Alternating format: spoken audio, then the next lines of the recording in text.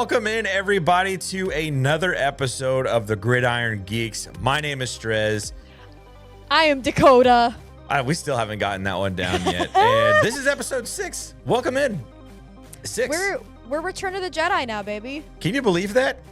We're going to force kick the crap out of this episode. We got green lightsabers and everything. Little white showing from underneath our flipped open collar on our all black outfit.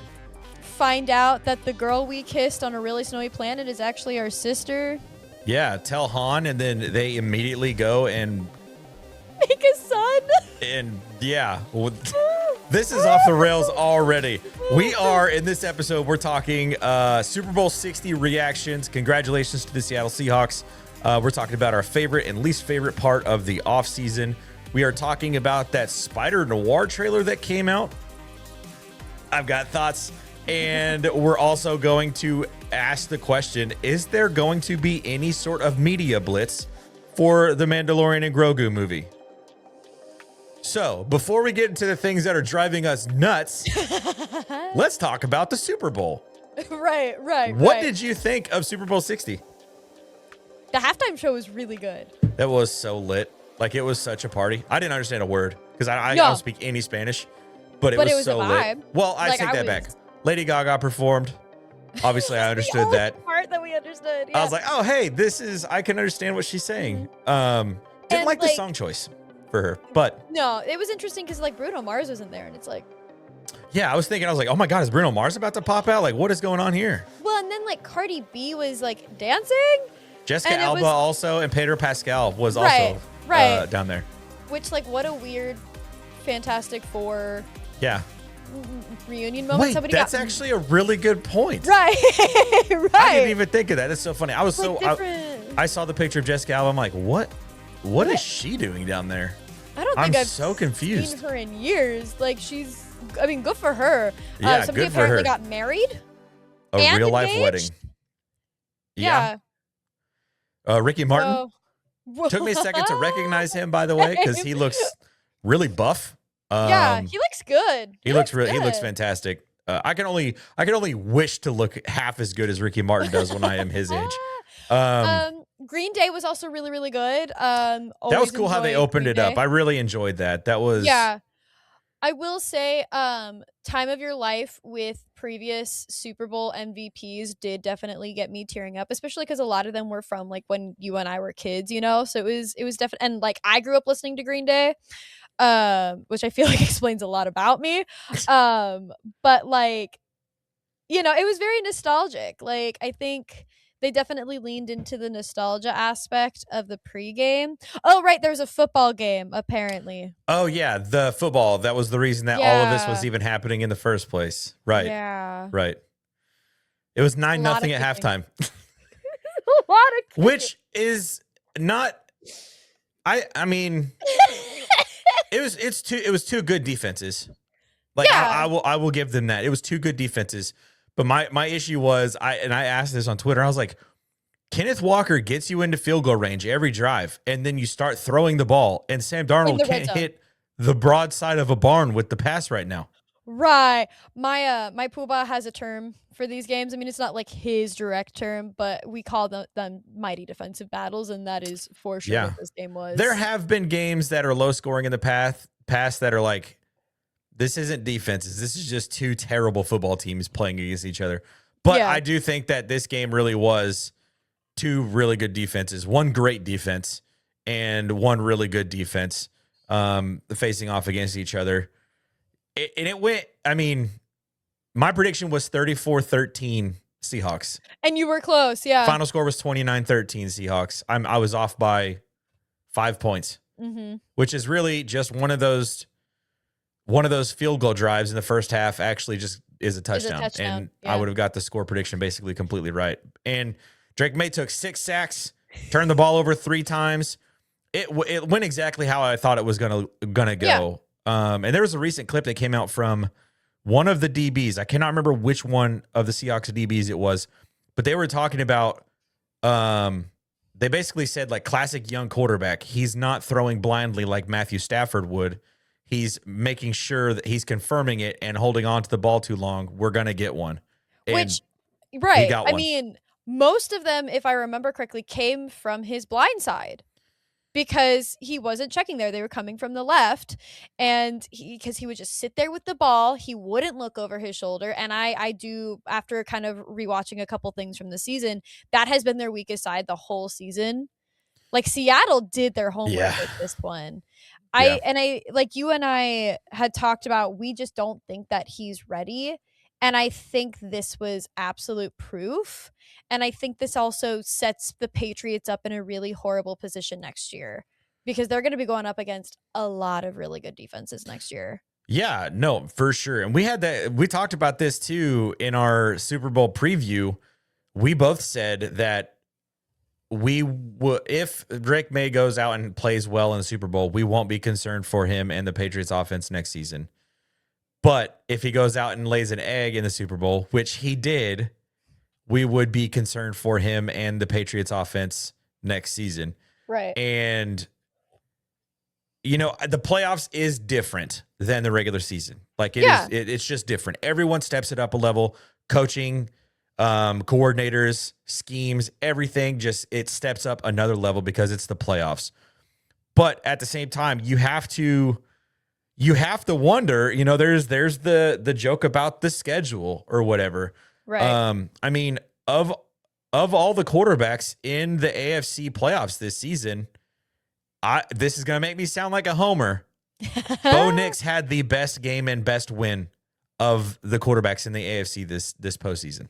Yeah, I'd absolutely agree with that. I mean, when you look at Caleb, when you look at Josh, as much as I love Josh, they didn't play to the caliber that you expect them to play at, whether it was just simply because they didn't have anybody there to protect them. They didn't have anybody trying hard enough to get open. Maybe they didn't get the run game.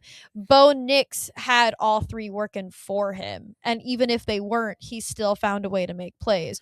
Whereas, with Josh Allen, he knows for the most part he doesn't have all three working for him. He's lucky if he's got one working for him. And usually it's the offensive line so he can scramble away. The run game is him. Whereas with Caleb Williams, or excuse me, not Caleb Williams, Jesus, CJ Stroud. With CJ Stroud, it's, sometimes I think he, for lack of a better term, he ponders the orb a little bit too long. I think he's a very methodical guy, and sometimes I think it gets him into trouble. I think he doesn't think through, or he takes too long to think through his progression. And especially think with that offensive line. Yeah. So again, he doesn't have all three, whereas Bo Nix absolutely did. And we saw very clear as day, Drake May did not have all three. He was lucky if he got one. Yeah, he actually, statistically speaking, and I don't know how many of you out there understand like EPA, it's expected points added. His total EPA for the entirety of the playoffs is the worst of any quarterback to make it to the Super Bowl. It was negative 26.9 or negative 29.6, one of those two. And it's the worst ever. Worse than Peyton Manning in 2015 during Super Bowl 50. Dang. Which is, he would, like, anybody who like knows ball. Yeah. He was not good in 2015. Like, it was his worst season since his rookie year. Which, thank you for saying his rookie year. Because I feel like a lot of people, when it comes to these really great quarterbacks, forget that they were all rookies once. Right. They were all rookies once. Their first couple of years were not the best. John Elway got benched his second or third year in the league for like 7 games. And, there's obviously like, if this player had ended up on this team, things would be different. And that could be us. And it's like, but it couldn't be. The reason Drake May ended up in the Super Bowl was because his defense carried him, and they had defense an easy schedule. And Ramondre Stevenson and Trayvon Henderson. They had a great run game, great defense, and he played well enough too during the season. He finished second in the MVP voting, which thank God for that Justin Herbert voter. I was questioning that so much. But had he not, I think it was Sam, starts with an M. I'm not sure who it is. I think he's on, I don't remember, the 33rd team. He was the one who voted for him. And I was thinking to myself, like, oh my God, if Drake May had won the freaking MVP and then went out and did what he did, I would in have the quit Super football. Bowl, I would have quit making football content. it would have been like the most Mickey Mouse MVP trophy like of all time. It was just unbelievable. But I will say this before the Patriots fans jump on us. Well.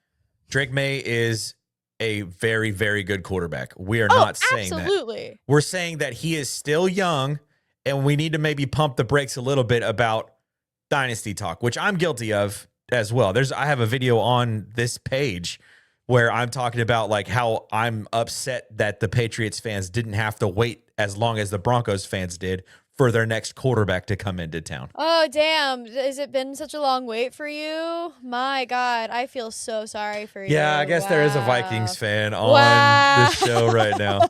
But I like in Denver, like it was John Elway, it was Peyton Manning. And then there was a decade where we were just like, what is happening? There's been 14 guys that have started for this team, and none of them are the one. Well, and I mean, to be fair, too, with your point, like, after Peyton Manning left, y'all kind of were even in, like, a playoff drought, which I can't say for the Vikings because we have been to the playoffs more time than most NFL teams. We have a very high percentile of being in the playoffs and a very high percentile win average. No Super Bowls to freaking show for it. But to me, too, it's... Right. Looking at, like, when it comes to conversations with, like, Drake May, Bo Nix, and JJ McCarthy, I like to look at CJ Stroud a lot. Kid comes in his first year and balls out, right? Yeah, wins Offensive Rookie of the Year. And then the next season kind of has a dud, kind of has a sophomore slump. Or another... We were kind of wondering if that was due to some injuries. I know Nico Collins got hurt. Right. I keep who's the other receiver that they have? He's the smaller guy. Is it Shahir? Nope. He was a rookie. He was in the same draft class as CJ Stroud, I believe. I can't think of the name of. I can't think of his name right now. He's kind of like a Zay Flowers type player. Yeah. He got hurt as well, right. And so some of us were wondering, like, oh, CJ looked so good his rookie year, but his whole team got hurt this season. Like, we can give him a break for that. And then this year, in year 3, it was just like, yikes. Or like, I like to look at like Caleb Williams or even Jordan Love. Like, Jordan Love balled out his first season as a starter, and then he's been fine. Yeah. Like, he's nothing to write home about, which I know his first season as a starter came a little later. Right. He got to sit for a while. Yeah. And I know Packers fans are going to come at me for saying that about Jordan Love. Like, don't get me wrong. I like Jordan Love when I remove the Vikings part of my brain. But he's out of your skull. Just like, get a lobotomy. But he isn't as good as Aaron Rodgers and Brett Favre in their prime. We've got about 3-4 years of Jordan Love now. And to me, it's like, I think that is an appropriate way to measure rookies nowadays, is look at guys like Jordan Love, like CJ Stroud, like kind of sort of Caleb Williams a little bit too. Like Caleb Williams, his rookie season, not it. And then he came out of nowhere this year. Looked a lot better this year. Yeah. Oh, right. And to me, it's like, looking at JJ McCarthy, it's like this was essentially his rookie year. He didn't play last year. He was injured. So I don't know. To me, it's like, I want to give Drake May the benefit of the doubt. And I have sung his praises, but I think that he got an easy schedule this year, and it's easy to look good in an easy schedule. I think it's easy to look really good against defenses that aren't as scary. And then when he was up against 2 really intense defenses... 3. I mean, he went Texans, Broncos, Seahawks. He didn't. The Chargers defense is no slouch either. That first round matchup that they had. So I'm not impressed. I think I'll be more impressed when I see him in a regular season against a good defense. Yeah, I think what we're saying is there is cause for concern. Like, I don't think there's no panic button needs to be hit. Like, the glass case is still sitting over the panic button. Like, we're not saying, like, you are screwed. You are in trouble. He can't beat any good defenses. That's all we're saying. But an MVP vote in your second year? Yeah. Yeah. I mean, if you play MVP level quarterback throughout the season, we expect it to carry through to the playoffs as well. Right. And I mean, when you look at the person he lost to, Matthew Stafford still balled out. Yeah, he threw for like 390 against that same defense 2 weeks prior. Yeah. So Yeah. It makes sense. I'm glad that it was Matthew Stafford that won the MVP. Yeah. By the way, shout out to him. Enough of the Patriots, though. Congratulations, Seattle Seahawks. Sam Darnold. I feel like we just clap it up for Sammy D. Yeah, I got the applause coming here. He deserved that. It was so nice to see. Of course they were. So normal. But this felt I'm so happy for Sam Darnold. Same.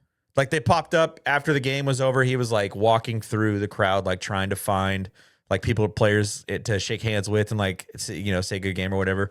And they popped up the little thing on the screen that said, first quarterback in NFL history to win a Super Bowl after playing for 5+ teams. And I was like, that's crazy. But he did it. And he looked good. He looked okay the first half, but he came alive in the second half. Like he looked a lot better. And I think it was because my boy Kenneth Walker was doing some damage up and down the field. The defense was tired by that point. So, I also want to give a shout out to Cooper Kupp too. He was written off of the Rams because they were like, you're too old, you can't do this. And then he goes, okay, watch me, which I think is, I don't know. To me, it's like, I'd rather see a team of a bunch of people who were told they can't do this than another dynasty formed before our eyes. Not to say that the Seahawks won't become a dynasty. In fact, if any of the NFL teams right now who are in the playoffs become a dynasty, the Seahawks are the team that I would want to become a dynasty. Built around a defense and a good quarterback. Oh, yeah. And it's their coach's first year as a head coach, too. Second year as a head coach and won the Super Bowl. It's also just like, you can tell that team cares and loves one another and is willing to push it. And I had said that too when we were talking about it in our Super Bowl preview. To me, everybody always talks about stats. It's really funny. There's a joke in the Marvel Rivals community that it's like, here is a play that the stats won't show you. And I think the way that the Seahawks have built their team culture and the way that they have rallied around one another is something that the stats won't tell you. And I think it shows with teams like previous Chiefs teams, like previous Broncos teams, those teams cared about one another and you can tell. Yeah. And it pushed them, it propelled them through to the Super Bowl. Yeah. I just like, I don't know. It's very heartwarming to see a team built with guys like Sam Darnold, Cooper Kupp, Kenneth Walker be able to go to the Super Bowl. I think it's very just like a reminder of what the NFL is, Yeah.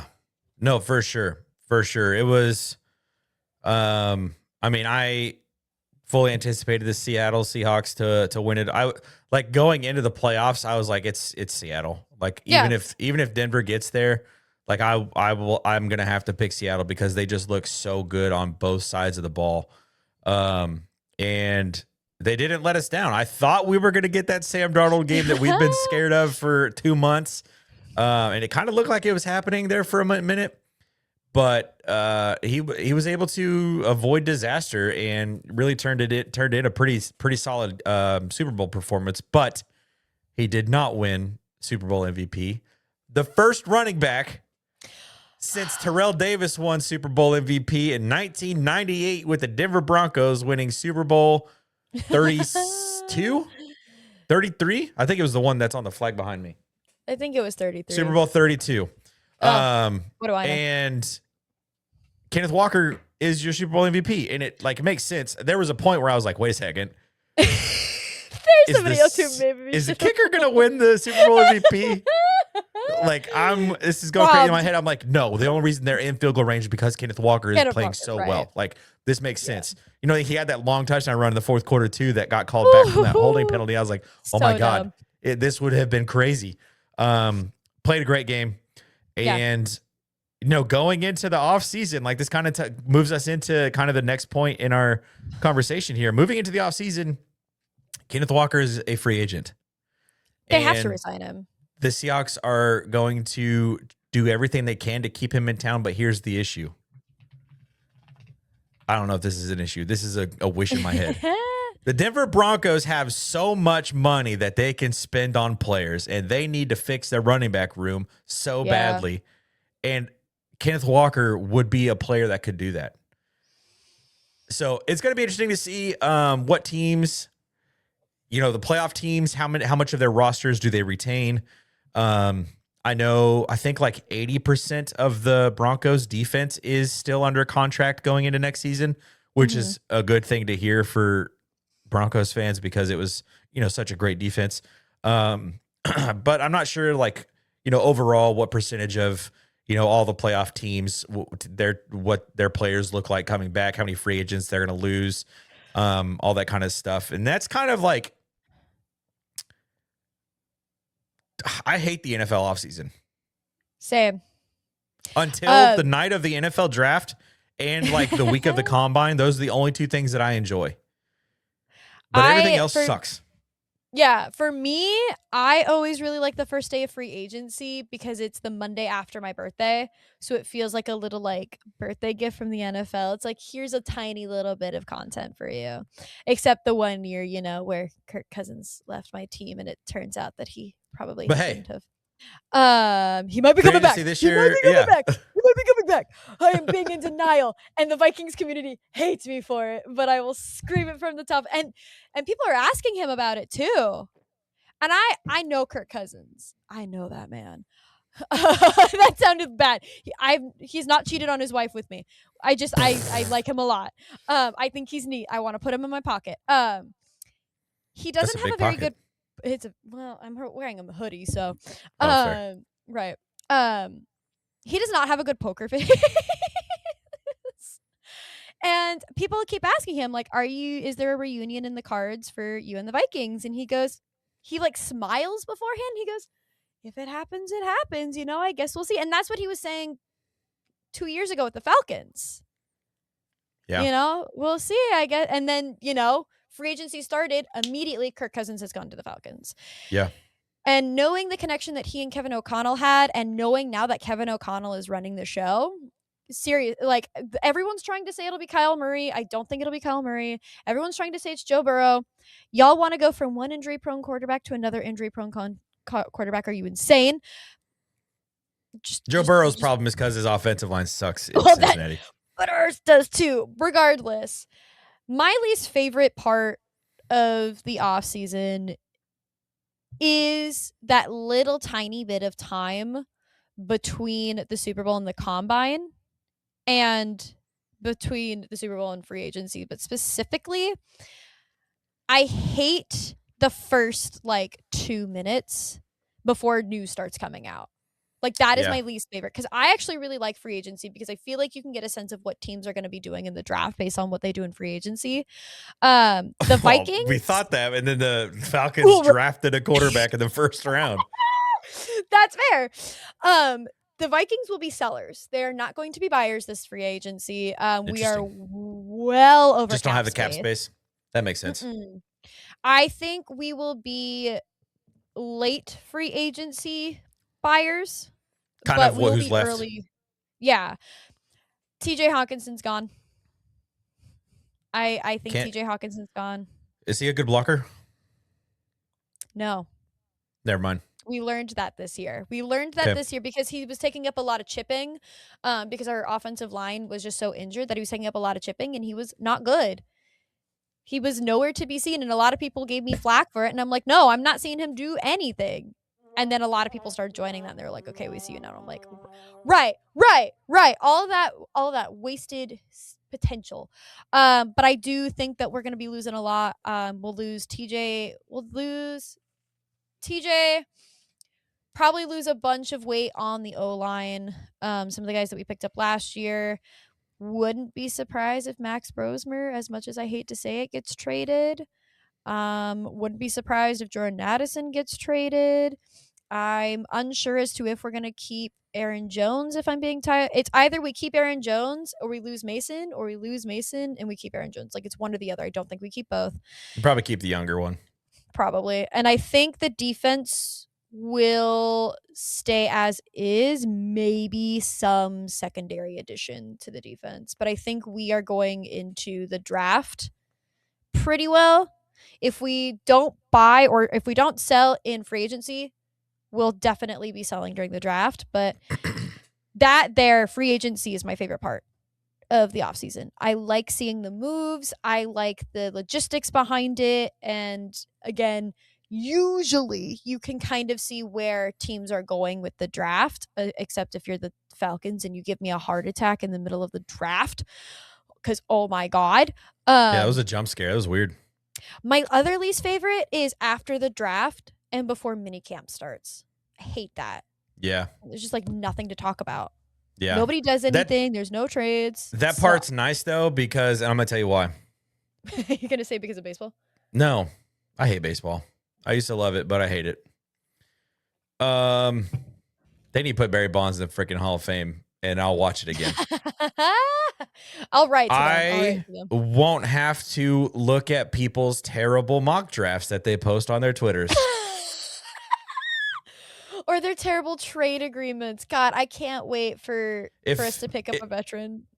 Yeah, like I'm like, and it's already started because I'm in several like group chats and message boards, not message boards. That's like super 2009. I know. I was like, how old like I'm in a Discord server with a bunch of like other Broncos creators, and like they're all pumping out their mock drafts. I'm like, you idiots. Like, we don't even know what free agency is going to look like. We don't know how these people are going to perform at the combine. We haven't even really entirely figured out who is actually going to be staying in college and who's not yet. Like, there's still a little bit of a question mark for a lot of these college football players. Right.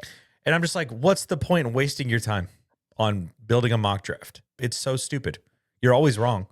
Why do it? Just wait until the combine. Wait until after the combine when we know who's going, who's not, who's sticking. Wait until 2 weeks before the draft, and then do one a week. So you get two mock drafts. You get 1.0 and 2.0. I'm tired of mock draft 6.7. I'm tired of it. Can I admit something? No. Yes. Go ahead. Oh, okay. So I don't watch college football purely because because originally, I used to be a teacher. And so it's like, you're asking me to give up both of my free days. Are you sure it's because Minnesota's not very good? Well, I'm actually a Notre Dame fan. Thank you very much. Yeah. Sorry about the national championship 2 years ago. Don't talk to me. I root for both the Gophers and Notre Dame, but if you ask me, I will say I'm a Notre Dame fan, even though I know the words to the Gophers fight song. It's like, I'll start looking into people the closer we get into the draft once the combine hits. But to me, it's like, you guys come up with these mock drafts, and I'm like, Patrick looking at all the people underneath the rock meme. Who are you people? Yeah. Yeah. So, yeah. I'm convinced that not a lot of people. Yeah. I'm not convinced that a lot of people, because like if you're watching this video, you're watching on the Pro Football Hub. It's one of Not a Casual's channels. Another channel we have is called the Waterboys College Football. I'm on that show every single week. I do 2 hours live on Saturdays pregame. I do we post videos all week long talking about like college football. I played college football. Like, college football is my favorite thing. And when I see people post like mock drafts of stuff, and I'm like, do you realize like this guy is he's just a name? You know, like lying. Yeah, like it's just crazy. Like I'm not convinced that a lot of people who make these mock drafts like even watch college football, and everybody's like, oh no, I watch film. I'm like, brother, you watch other people break down film on YouTube. Don't lie. When I do mock drafts, when I get invited to other podcasts to do mock drafts, what I go is based off of stats. I myself will go and watch actual film. I will not watch people break it down. I don't want people telling me what I see. I want to see it for myself. And this is gonna sound weird. I also kind of do it based off vibes. Like, if someone comes from a certain school, because I know college football well enough to know what school focuses on what, which is why I was a huge fan of the Vikings taking on JJ McCarthy, because I knew that they were a run heavy team. And so that gave Kevin O'Connell a mold to make the quarterback that he wants out of. With JJ McCarthy and Kevin O'Connell. So for me, it's like, if I know that a certain school prefers a certain offense and I see one of their players now up for the draft, I'm like, okay, this team could benefit from a player that came from a school that was like this. Yeah. I think a lot of people tight ends. Yeah. Iowa produces tight ends. Right. So like for Yeah. me, when Colston Loveland was in the draft, I was like, you know what, it would actually make sense. Give JJ McCarthy a weapon on the Vikings that he is comfortable throwing to. You are sending him into a room of guys that he doesn't really know very well. And at that point, and this was before the season, I was kind of already over TJ Hawkinson. I was like, get rid of him. And so He's got for nice me, it hair. was like, he's got very nice hair. But Van Ginkel is the true Minnesota Viking in regards to hair. So, and a lot of people were like, what are you talking about? And then we saw a lack of chemistry on the field from JJ McCarthy this season. Yeah. No, I do think a lot of quarterbacks, I think quarterbacks do benefit from that familiarity. And it kind of became a little bit of a trend over the last like 6-7 years. Do the womp womp. Wait, sound effect, I'll do this one. That's better. That's better. But it's true because like Joe Burrow got Jamar Chase. Tua Tagovailoa got to play with Jalen Waddle. Right. Jalen Hurts got the Slim Reaper, Devontae Smith. Bo Nix got Troy Franklin. Like a lot of these teams were actually pairing their quarterbacks with wide receivers that they played with in the past, just to kind of get past a little bit of the chemistry thing, and it might help the receivers. If the receivers are younger than the quarterback, it might help them learn quickly. Or if the quarterback's younger than the receiver, it might help the quarterback learn a little bit more quickly. So there is a little bit of, some credence to that and stuff. But I mean, at the same time, like the guys that are getting drafted, like these are the best in the world. Right. And if they can go anywhere and be successful, depending on that team's situation as in regards to ownership, general manager, head coach, quarterback. I think if the team doesn't have those 4 things figured out, you're not going to be a very successful football team. I think too, a lot of it, I think, should also go into how well the team helps that player transition into the NFL, because college football and the NFL are 2 different games. I mean, yes, they're both football, but they have 2 very different. So like I've actually picked up I was watching some of the bowl games and I was like, why isn't that a flag? And I had to look it up, and it was a very different rule. Like it was intentional grounding. Intentional grounding is very different in college. The out of bounds rule for the clock is very different in college, and it's been so long that so it's a different game. And if you don't have somebody helping you out to help you switch that mindset, that can also be an issue too, which is why it's those little things too, but those little things that make a difference. Like, college football, you only have to get 1 foot down for it to be a catch. In the NFL, but it's got to be both. You need 2. And if you don't, football move. Yeah. Well, I mean, going at it, but I'm thinking of like catch on the sideline or something. The football move question still hasn't been answered in college football or the NFL. No one knows what that means. But yeah, there's so much stuff when it comes to the offseason that's like I love the combine, I love the draft, but all of the other stuff, I don't like free agency because I'm always and it's probably because I get too like into the players that are on, like the Denver Broncos players. Like I want to keep them all except the linebackers. Fair. And the running backs. They can all go. I'm done. I mean, linebackers, running backs can go. Dox myself, I did shed a couple tears when Kirk Cousins left the Vikings. Hey, that's totally fine. I mean, I shed tears watching Peyton Manning's retirement speech. Little did I know that those tears were because of the decade of pain that was going to ensue after that happened. It was self-fulfilling prophecy there. Honestly, it was something like that. So, yeah, I don't know. It'll be an interesting offseason this year.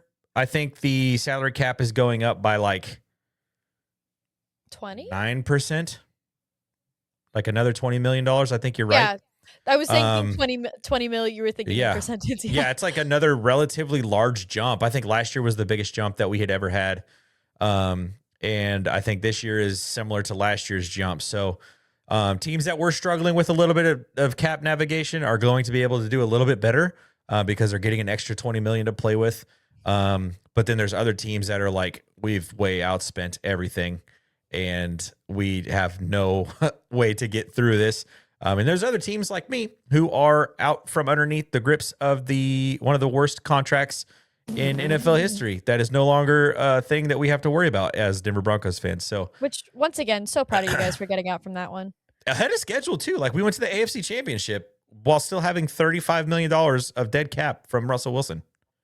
Like that's crazy, right? Like even with the 20 mil that we're getting, the Vikings are still going to be 10 mil unless they make moves. Yeah, still going to be 10 mil. Well, they have to make those moves. They are pretty strict about the cap. I mean, there is some ways that you can like convert stuff to signing bonuses and like restructure contracts to be, and they will that kind of stuff. But I mean, like TJ Hawkinson. Peace out. So long into the night, into the darkness, into the black. Speaking Back of black, tour of the NFC North. Speaking of black, what are you gonna say? This is kind of a weird segue to say. Spider-Noir. It works because Spider-Noir. Yeah. If there wasn't that long Noir pause black. Yeah. to make me sound that way. A trailer came out today. That you saw. I did. Spider-Noir. I saw it. You did not see it. I thought I sent it to you. I'm sorry for not sending it to you. But I've seen casting for it though. I have two. There are going to be 4 Spider-Man villains in this movie. It's a series on Amazon Prime. It's not even a Disney Plus thing. It's on Amazon Prime, which is super weird. I think because it's Sony, not because Sony doesn't have, or Disney doesn't have the rights to Spider-Man. They share rights technically. Oh, I guess that's true. I thought they were done with that. Sony still has Spider-Man, and I do not think they are going to let that go anytime soon. Yeah, I mean, it's their biggest moneymaker outside of the PlayStation. Like, I literally have a tab open right now because I'm shopping for PlayStation 5s right now, which is so funny. Yeah. Well, when you do, let me know because I have one. Well, not to mention, I mean, the Spider-Man play as PS4 and 5. Yeah, PS games are like some of the they're very best good games ever. One of my first video games on my PlayStation 2 was that Spider-Man game. I forget. It was like the Tobey Maguire era Spider-Man. When he voice acted Spider-Man. Yeah, it was so fun. It was so fun to play that one. But yeah, Spider-Noir. I didn't catch the coming out date because I was too busy rolling my eyes too much. Nicolas Cage is playing Spider-Noir. Now I get that he voiced Spider-Man Noir in the Spider-Verse movies. I get it. Voice acting is completely different than seeing Nicolas Cage on screen as Spider-Man. It comes out in May. Okay. That's pretty soon. Comes out in May. I know.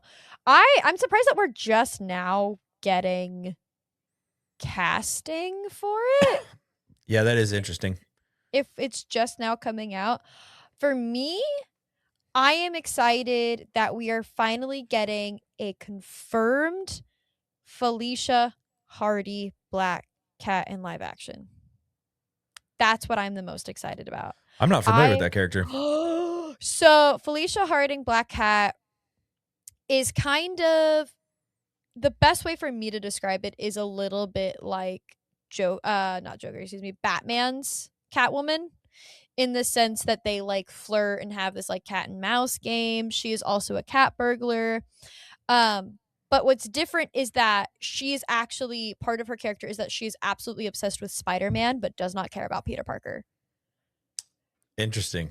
Yeah, so like her whole shtick is that she is in love with Spider-Man, but could not care less about Peter Parker. She is a very, very logical, but like, femme fatale kind of a character. She's one of my favorite Spider-Man characters. And we had a kind of reference to her in the Amazing Spider-Man 2 with Harry Osborn's assistant, that supposedly Felicity Jones, was eventually going to lead into Felicia Day. Felicia Harding, oh my god, too many people. But that to me is the most exciting thing to come out of this. The rest, okay. Yeah. One really interesting thing is like the movie, I think they're doing a black and white release and a color release, which is going to be black and white. Interesting. I don't know. I think we should do it in black and white. If you're going to do something that is called Spider-Noir, Yeah, I mean, it takes place in lean the into it. 1930s. Like Right. we didn't And get. like I mean, I don't know. Spider-Noir too, like the whole joke of it is spoofing the noir detective movies of that era. You know, like that is the joke of it. Yeah, So lean into the black and white. Don't do the color. Lean into the black and white. Make it feel almost Who Framed Roger Rabbit kind of a vibe, because that's the vibe of it. It's not supposed to really be taken that seriously. It's a good series. It has a lot of action in it, but it's it's not meant to be taken that literally. yeah, It's a spoof. and it looks like the villains are the Sandman, Mhm. Electro. Mhm. Someone is saying Vulture, but I don't see it. I haven't seen Vulture either. Yeah, I see Silvermane. I can't remember where I saw the other villain that people were alluding to. But it's They going to be could. interesting. I mean, it's a Yeah. completely different telling of like the Spider-Man story. I mean, no, it's not completely different. Uncle Ben still gets, Uncle you Ben is know, still dead. the whole thing, but luckily this character is a little bit older, so maybe we don't have to watch that again. Speaking of which, I'm doing my Jedi Fallen Order playthrough. Yeah. I just got Order 66 again yesterday, last night while I was playing. I'm like, why? It's like the 70,000th time I've seen this happen. I It's the same will thing with Uncle also Ben. It's say, like, good Lord, how many times do we have to see this from how many different angles? so Spider-Noir is not Peter Parker. It's Ben Right. Reilly. So there isn't an Uncle Ben necessarily. There is an Uncle Ben like character, Mm. but I believe at this point he should already be dead. Yeah, the cast is not confirmed on IMDb other than of course Nicolas Cage. Some people think Lee Jun What's wrong? Lee is playing Black Cat, but that's not confirmed. You know, there's a lot of things that are kind of like open ended right now. That's weird. If I it's coming out in May, like, well, how do we not know? We got a full Right, trailer. right. I also here again It's because the February 12th when we're recording this. Like, May is so soon. and they're like, you can know who plays one of the waiters. You can play this guy who plays a maitre d, this uniformed officer, this person named Agnes, alcove bartender, my favorite, priest. Thanks IMDb. Wow. And I love that character name. priest. Gonna be watching Priest that episode Holmes. and go, Priest. We talked about him on the show. Yeah, I don't know. It's just been weird. I didn't know that this movie was coming. It was like one of the first things I saw this morning when I woke up. I was like, what is this? Like, I'm not that familiar with like the Spider-Noir story. Not that familiar with like this universe where this story comes from. mhm. All I know is I am not the biggest fan of Nicolas Cage, and I am not very eager to watch him play a superhero at all. I think if again they lean into that like jokey noir kind of a thing, it'll be good. They did have like a quote above the trailer that I saw today or somewhere. It said, "With no power comes no responsibility." I thought that was kind of funny. Okay. So I mean, if they punch it up, I mean, it'll be enjoyable. But There's like a if they're expecting me to take Nicolas Cage as this Spider-Man noir, if they're expecting me to take that seriously, we're gonna have problems. There's a movie that I think they really need to lean into. I'm trying to find it. Scarlett Johansson was in it. It Oh, the was a Avengers, dear God, it's me, the Coda. babysitter. No, stop. No, she was in this like really bad spoofy noir movie. I don't remember what it was called. It was Casablanca. Do you think she's that old, dog? Where is her IMDb? But it's a decent movie. Like I actually really like that movie. And I think like to me it's like that is the movie that you guys need to lean into when it comes to this. Like it shouldn't take itself too seriously. It just needs to be a silly little comic book detective show where the main detective got bit by a spider. Right.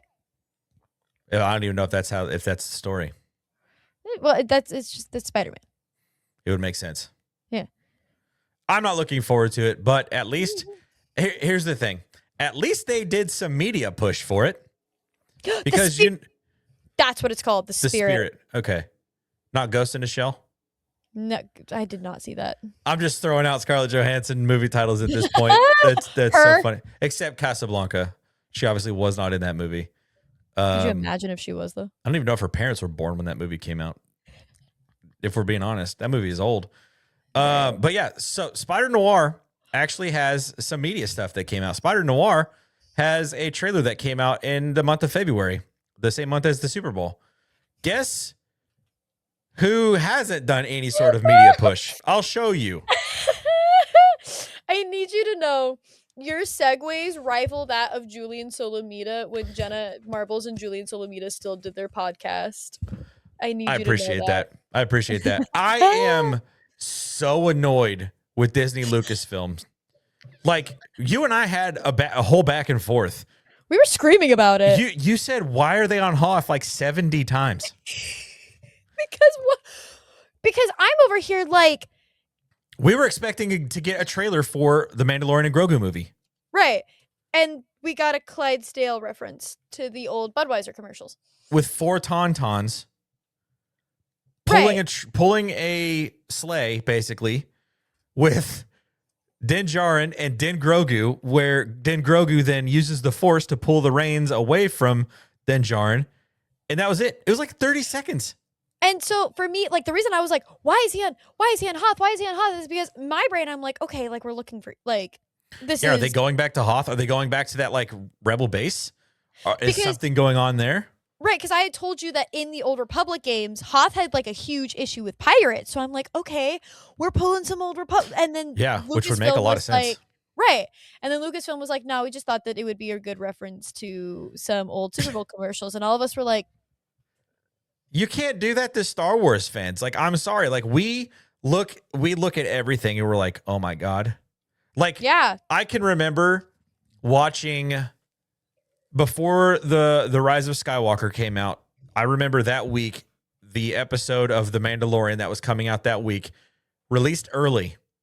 And that was because we got to see Grogu introduce a new Force power, Force healing.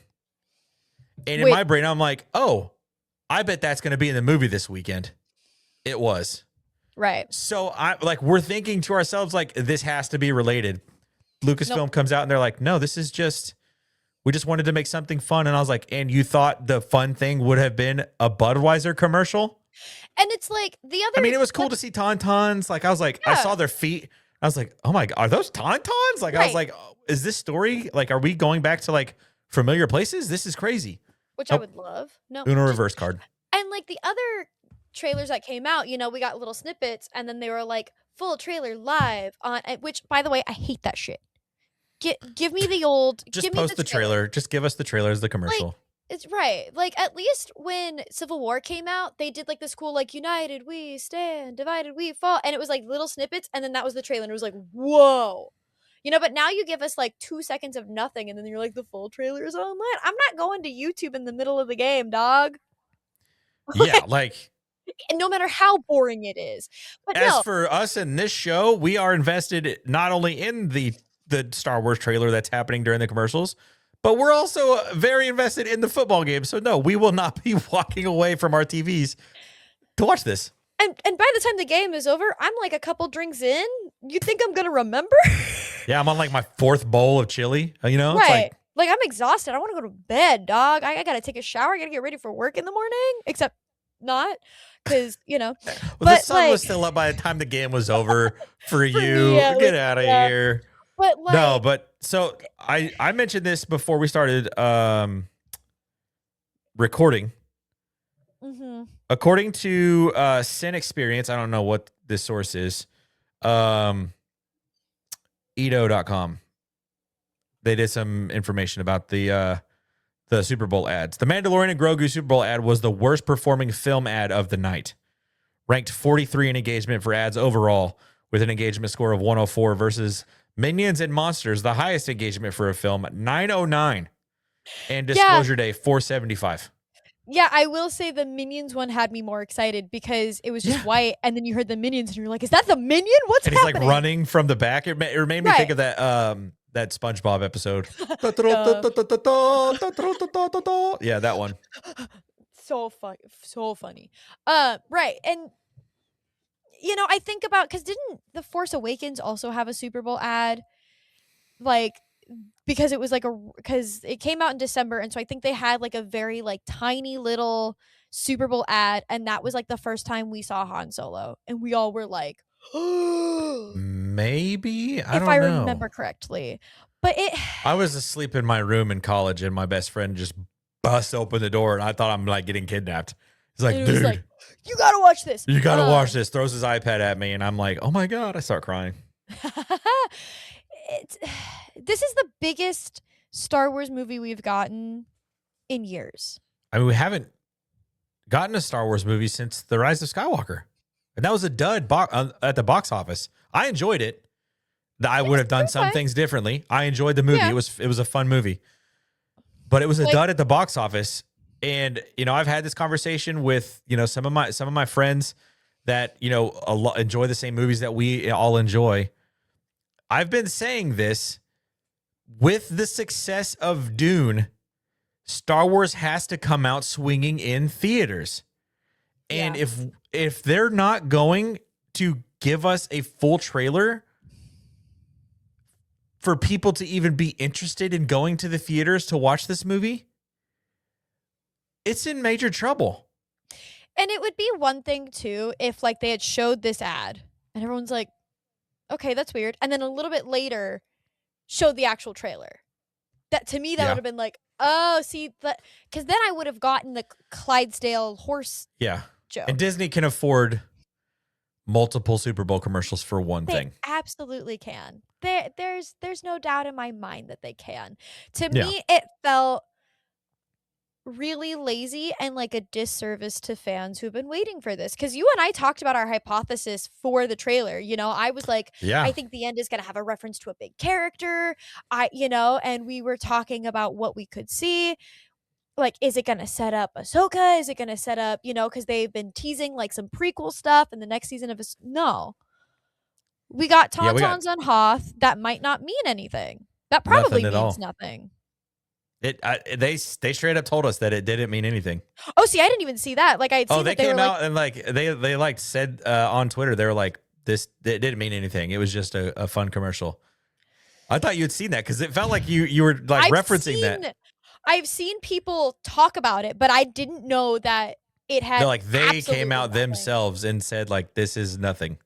So like Hoth and Tauntauns like probably not happening in The Mandalorian and Grogu, which is just like, it's so bizarre. Like, why would they not show us anything for this movie? I know we've gotten a couple of trailers, like a couple teasers, but they've been like nothing.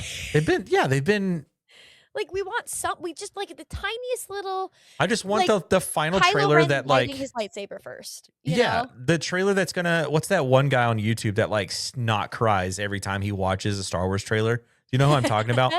No, that sounds hilarious. I'll have to send you the link to this guy, but he's like snot bubbling from his nose. He gets so excited about Star Wars movies. Like, give us the trailer that he's gonna put on his channel. Well, and like on top of that too, it's weird to me that they chose Hoth and Tauntauns because Empire Strikes Back just celebrated an anniversary, and Disneyland was hard selling merch for Hoth for it. Which is interesting because, there was in that movie, there's Bespin, there's Dagobah. So like why, like they were hard focusing on Hoth and the merchandise. I have the Tauntaun popcorn bucket from Disneyland. I got the Hoth Loungefly bag that's like my Disney Parks bag. So it's like weird to me that you were hard selling Hoth for the anniversary for Empire Strikes Back. And then you show us our first live action Tauntaun and Hoth since Empire Strikes Back. And then you're like, LMAO, JK. That is interesting. Like, all that build up. So either to me, it feels like Andrew Andrew Garfield, Tobey Maguire being like, no, I'm not in Spider-Man, totally lying, and then it's like, oh yeah, I am in Spider-Man, or it purely is a, no, we just thought it'd be cool. Which, if that's the case, it's not a good first impression for the Dave Filoni led Lucasfilm or for the new leadership of Disney. And I know that, Dave Filoni and the new leadership of Disney had probably little to do with this trailer, because this trailer probably had to be submitted months ago. This has been done. This has probably been done for weeks on right. end.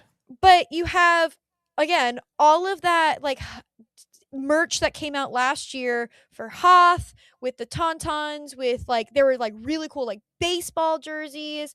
You also have the fact that you're swapping over to the original trilogy at Batu West. Yeah. So not to mention, you've got Star Wars Night coming up in a like 2 months, starting in 2 months, which is kind of when you're going to start rolling out this original trilogy stuff. And you're referencing, in my opinion, one of the most iconic battles that isn't a lightsaber battle in all of Star Wars. And you're writing it off as a joke? Like, just to reference an old commercial, which, I'm sorry, when was the last time that Budweiser actually used a Clydesdale horse other than to also have a really cute puppy in the commercial? I think they had one this year. They had that. It was like protecting a baby eagle. It was like a baby Clydesdale and a baby eagle like growing up together. I didn't see that one. Oh, it's actually it's actually pretty good. And like at the end, the eagle like flies off of the Clydesdale, and like Leonard Skinner and Freebird's playing in the background. Like, it's actually a really good. It's like one of the only commercials that didn't have anything to do with freaking crypto gambling or AI. Yeah. Or commercial about AI crypto gambling. Like it felt like that's all we freaking got. That was about crypto. That's right. So weird. But yeah, so dumb. This movie comes out on May 22nd. So that's 2 highly anticipated nerd things that are supposed to come out in May that have drastically disappointed us. Yeah, I will say this. Jon Favreau and Dave Filoni have not given me a single reason to doubt them. Right. Everything that they have been in charge of and have put out has been some of the best Star Wars content that we've ever gotten. Yeah. Like Clone Wars, fantastic. The Mandalorian, up and down. Great television, great Star Wars story. Introduced us to the 3rd Yoda species that we've ever seen before. And like, not to mention to the reference that it has to original era movies, like the hallway scene with Luke Skywalker referencing the hallway scene with Darth Vader in Rogue One. And that's like one of the greatest scenes to me, like as a Star Wars fan, that I've ever seen. Like when that whole scene when Luke like flies up and it comes through the ship, and Grogu puts his hand on the screen because he can sense the force through Luke because it's so strong. That I was in tears watching that scene because it was so great. And I just feel like a show that's able to do that for me, if they're releasing a movie in 3 months, yeah, and 9 days, give us something. I feel like they should be like leading us into something. Because when did The Rise of Skywalker come out? 2019? 2019? Was it before COVID? It was before COVID. It definitely was before COVID. Yeah, 2019, you're 20th, right. 2019. Oh my God. That's 7 years ago. We have not gotten a Star Wars movie in theater since. And this is the one with the most profitable new toy. We have 5 Baby Yodas in our house. You go to Disneyland, you will find a Baby Yoda something. We have 5 in our house. One is a wooden carving. My great-grandma does not like Star Wars because she says it's too violent. She has a million Baby Yodas in her house. I'm wearing one on my shirt. Right. The fact that it just feels like a missed opportunity. And I'm like starting to wonder, like, are we going to get a Pedro Pascal hosting SNL in the next 3 months? Are we going to get John Favreau or Dave Filoni or Pedro Pascal or whoever on Jimmy Fallon, on Jimmy Kimmel, on Seth Meyers, any of the like the Good Morning America thing. Like, I understand that it's February. That probably will start in May. Right. Maybe April. Maybe April. Because you got Star Wars Day. Like, you have to think about that. Yeah, and if we have to wait till Star Wars Day to get the trailer. Well, the season 18 days before the show or the movie? Right. Well, because you also have, like, the season of the Force officially starts at, like, the middle of April. So, maybe that's when. Part of me also wonders, what are they hiding that they don't want to show us yet? Like, what is so big in this movie that you are intentional? And I think it has a lot to do with the cameos. I'm going to go back to that. Could be the cameos. It could be the... I cannot think of the name of the horned beast thing that lives underneath the water. I know what you're talking about. Yeah. Why can I not think of the name of that? I'm not even going to bother. I'm so tired. I can't think of it right now. I'm like, it is. And it's going to come to you at like 3 a.m. and you're going to text me and you're going to be like. It will. Yeah, it's already tomorrow here for me. So it's just like, it feels like there could be some big stuff in here. I mean, Thrawn, Sabine, the entire group of Star Wars rebels. We've already had together. Luke. We've already had Luke. You could have Leia and Han. And again, I don't see that happening. Well, for me, it's just the fact that Batu West. I can see Han. I don't see Leia. I'd be fine with Han. Maybe even some references to Star Wars Battlefront 2, with the way that Luke showed up. A lot of people said that it reminded them of Star Wars Battlefront 2 Luke, which I, as the biggest fan and defender of that campaign, I have to agree. I feel like maybe it's the delusional part of me that is just hoping that maybe there is something so big that they don't feel comfortable teasing it yet. And to me, it's so weird that they are switching over. And I mean, maybe it's the Taylor Swift looking for Easter brain of me, but it's so weird to me that they're swapping over to the original trilogy a month. Yeah, like before connecting Grogu. A bunch of those dots is like also making it even more. Yeah. It's making us feel even more insane. And we can't be the only ones that are feeling this way because like 2019 was so long ago. Yeah. It's the last movie we got. Like, we've gotten just a bunch of TV shows since. Not to mention too, like the last half of them have been freaking cartoons. One of them has been canceled already after one season. We've also gotten minimal video games out of Star Wars 2. We've got Jedi They announced Survivor. one today, by the way. I did see. Another one? Yeah, it's a pod racer game. Oh, they've already announced that. They announced it at the Game Awards, which was okay, that's right. I did see. I just saw the gameplay today for the first time. That's my other thing too, is that we had Outlaws and the sequel in the Survivor series, but everything else has just been like, hey, this is coming out at some point. Like, we were supposed to get a the Old Republic remake. We were supposed to get the Commandos game that's coming out a while ago. There's another game from Quantum Dream we were supposed to get a while ago. Pod racing is finally being announced. The Fate of the Old Republic finally got announced. But like a lot of these games, they're like, yeah, they'll come out in 2026. Maybe. And a lot of people are expecting it to come out in 2027 now. Like, there has been February. True. And the leadership just changed. Yeah, I feel like everything is just kind of getting caught up in that switch over, maybe. And maybe, but a lot of these games are not under Lucasfilm entirely. They're with other studios that got the okay. To me, it's just like, there's been such, and I'm going to say this as nicely as possible to the Star Wars fans out there.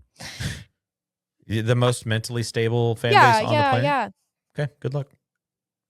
I feel like a lot of the reason why Star Wars has slowed down with things is because of the way certain Star Wars fans react to things. Certain major Star Wars fans on YouTube. Mm-hmm. And so then those of us who, actually appreciate Star Wars and are actual fans, get the things that we're excited about taken away from us because it's like one of those, like, that one classmate does something bad and so now the rest of the class has to suffer kind of a vibe. Yeah. That's what it feels like. Yeah, it kind of does. I don't want Tauntauns as Clydesdales. I want a reference to the Millennium Falcon. I want to see silly little green guy floating a frog. I want to see Pedro Pascal be hot in a Mandalorian suit. He did show up at the Super Bowl. Yeah, but not in a Mandalorian suit. Come on, Stress. That honestly feels like the perfect wrap up as well. So, yeah, I guess we'll see what happens. I mean, it is, like I said, it is just February. There's still a couple months before it's like actually crunch time leading into this movie. So maybe we will get something. But let us know in the comment section. What do you expect to see from Star Wars leading up to the release of Mandalorian and Grogu? What was your reaction to Super Bowl 60? What are some of your favorite and least favorite parts about the NFL offseason? And are you a Spider-Noir fan? Yeah. Are you a Spider-Noir fan? And who is your favorite obscure Spider-Man villain or character? That's a good one. Mine, Montana. If you know, you know. The entire state? Good No, Lord. he has in the 60s, he had an off-brand Indiana Jones villain named Montana. Amazing. I'll send you a picture later. Amazing. And on your way out, before you leave, first of all, thanks for watching. Click that like button. Click that subscribe button. And we will do our best to continue to bring you stuff throughout the entirety of the offseason. We've already got some really cool episodes planned coming up. So I'm actually really excited for that one. So stay tuned for more coming from the Gridiron Geeks. For Coda, for Strez, we'll see you in the next one. Peace. Bye, friends.